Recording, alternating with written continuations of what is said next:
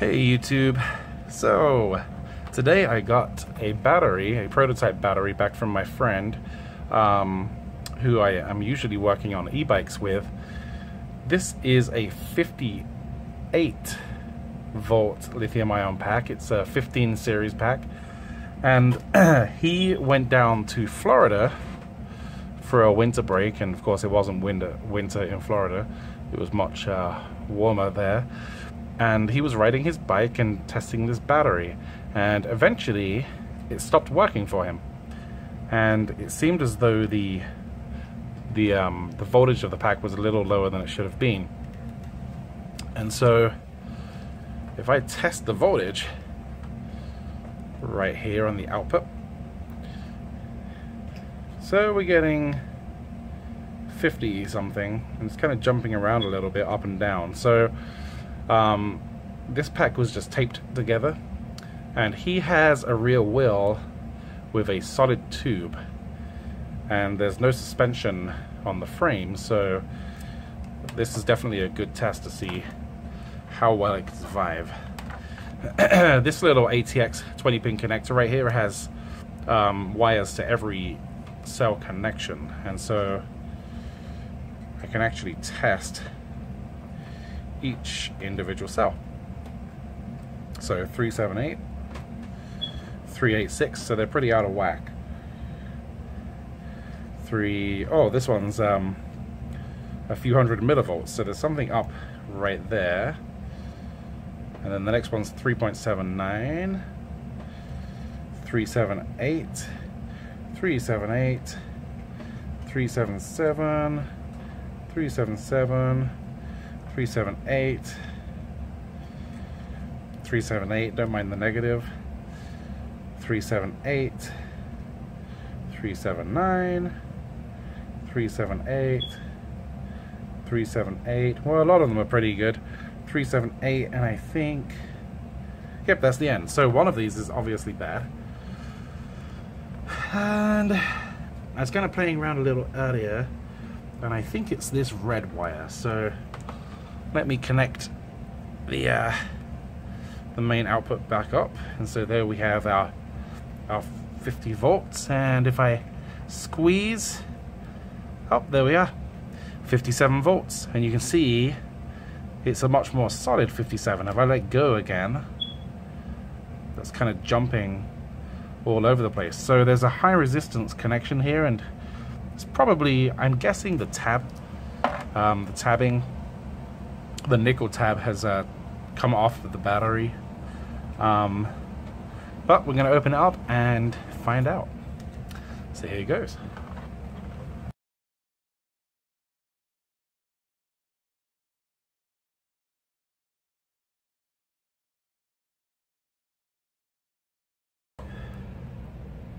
So I can tell straight away that this connection is pretty loose. I'll show you guys. I don't know if you can see that. It definitely is not connected well.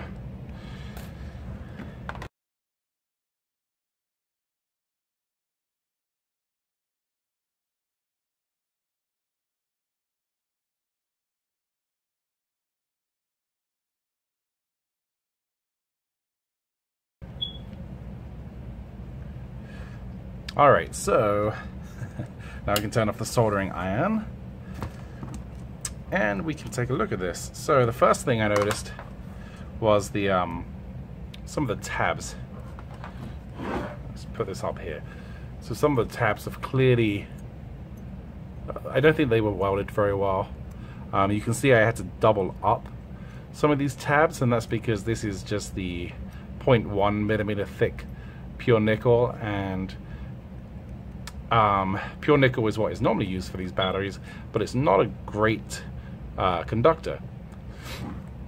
I prefer to use copper, but you can't weld copper, and well, you can't weld copper very easily, and this is just what most people tend to use. And you can see the arrangement of this pack is kind of interesting. There's a lot of spots where the welds came off pretty easy. I'd imagine that some of the welds were loose from vibration.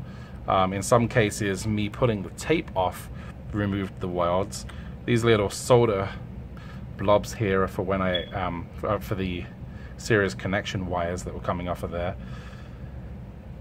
Now, in some cases, even like here, I can feel that this connection is loose, and it shouldn't be. You know, it just shouldn't be loose like that.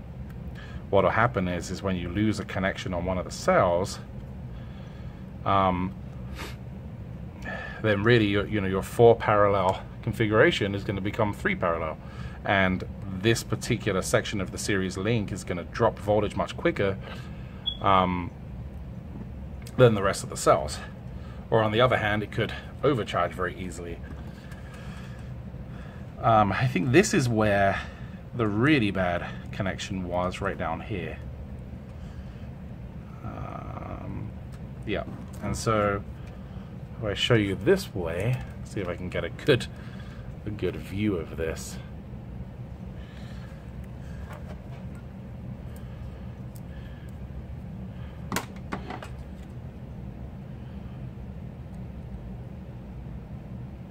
Don't know if you can see.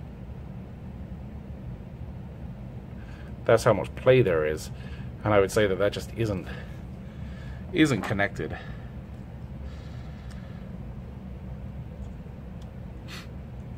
So of course, this leaves me wondering, in what condition are these cells now?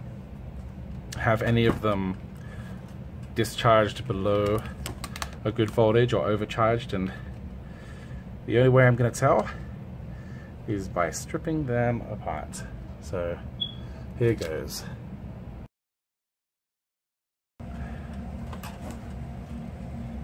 So I think the logical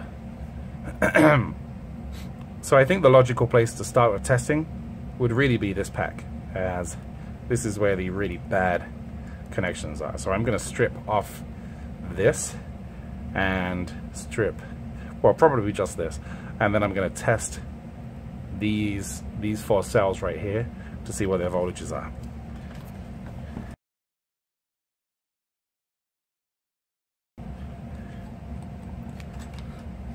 Oh, it's still pretty strong. Whew. All right, well, let's make sure that this is on the other side. Okay, let's check the voltages of these cells.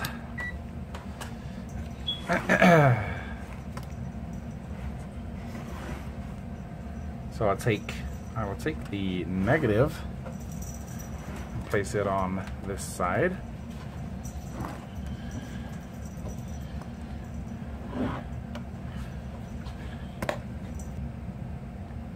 Alright, so here we are. So this is the high capacity cell, and that's coming up nothing.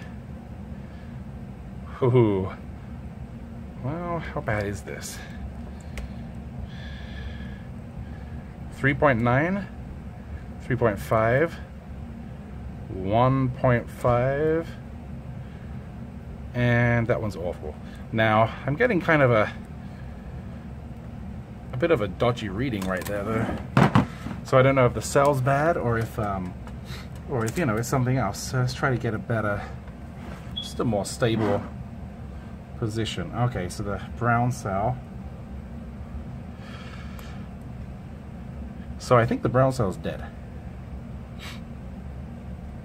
And this green one is dropping voltage pretty rapidly as I check its voltage. So if I let go for a moment,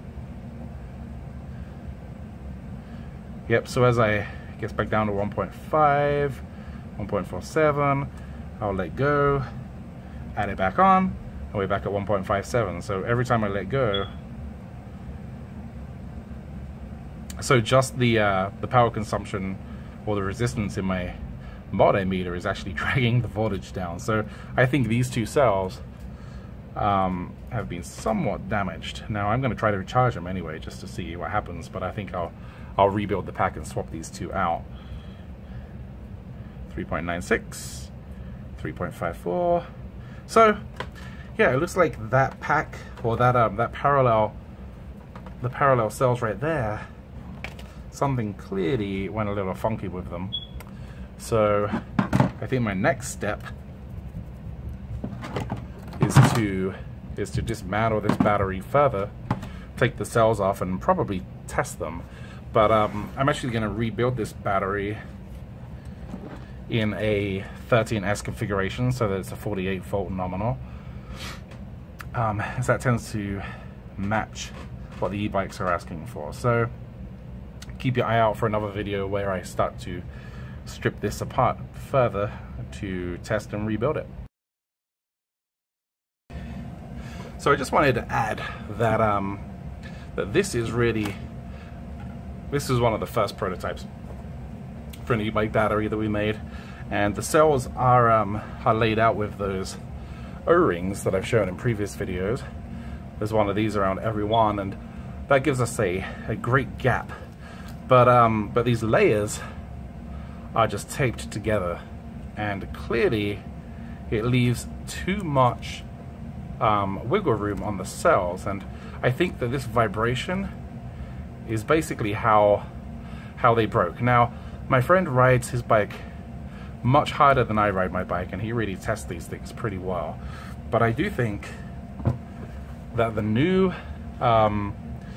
design where these cells are glued, it makes for a much stronger connection. I don't think that you can rely on this tabbing to be the mechanical connection of the cells. Yep, they're there to transfer the current, but you really need something that holds them. Ideally, what I would like would be kind of a grid formation, two sides that I could put these cells into and screw together tight. And that's something I figure I could 3D print, but I don't have a 3D printer, so I can't do that right now. But I think that the glue does work pretty well, and I've seen other people glue batteries together. I just don't like it when people put the cells so close together that they're basically touching. So yeah, interesting stuff. You might notice as well that I haven't put the positive connections on here yet, and that is because I want some of these little paper gaskets to put on top, as I really don't want to have any of this tabbing short out on the edge of a cell if it gets too hot.